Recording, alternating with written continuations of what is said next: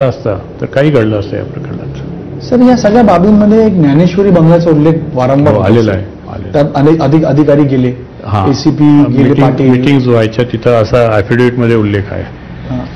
पलांडे, श्री पलांडे, श्री वाजे,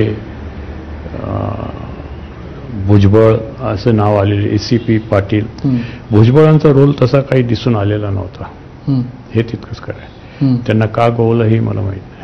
पण पाटील यांना माहिती होतं, ती मीटिंग झाली होती, उल्लेख आलेला आहे. पैसे घेण्याचंही सांगितलं गेलं नाही, तो उल्लेख आलेला आहे ॲफिडेव्हिटमध्ये, शपथपत्रात उल्लेख आलेला आहे.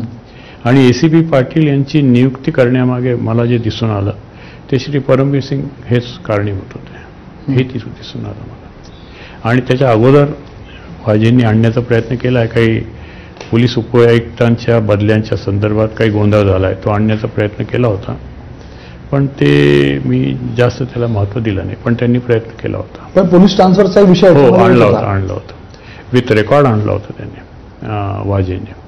आणि कोणी केले त्या ट्रान्सफर्स? त्या माननीय त्या गृहमंत्री. हे रिट्रॅक्ट करण्याचा प्रश्न मी घेतोय. तुम्ही म्हणालात ठाण्याचे एक डीसीपी होते, ते हस्तक्षेप खूप करत होते. असं बाहेरून दिसत होतं. म्हणजे कशा प्रकारचं? एक ॲडव्होकेटही होते, मी नाव सांगणार नाही, आणि ठाण्याचे डीसीपी होते, ते दिसत होतं. हस्तक्षेप म्हणजे विटनेसेस आणि त्यांना एकमेकाशी चर्चा घडवून आणणे, काही करणे, असं काही दिसत होतं त्यांचं. एव्हिडन्स आणि विटनेसला इन्फ्लुएन्स करणे सुरू होतं? नाही, ते त्यांचं आपसात. आता माझं क्षेत्र मर्यादित असल्यामुळे तुम्ही बाहेर काय करतात मी काही बोलणार नाही. पण ते सिटिंग डीसीपी होते आणि ते एक महत्वाचा प्रश्न असा आहे की तुम्ही ठाण्याला असताना मुंबईत येऊन कसं काय बसू शकता, तुमचा ऑफिस कार्यक्रम सोडून कसं येऊ शकता? आणि वारंवार यायचे? नेहमी यायचे ते, हे तितकंच खरं. आणि हे दिसत होतं ना. पण हस्तक्षेप मी MBA शासन आहे का कुठलं शासन आहे मी नाही सांगणार. म्हणजे ते माझं क्षेत्रही नाही. म्हणजे कुठल्याही शासनाच्या विरुद्धही माझं मत नाही आणि कोणाच्या फेवरमध्येही माझं मत नाही.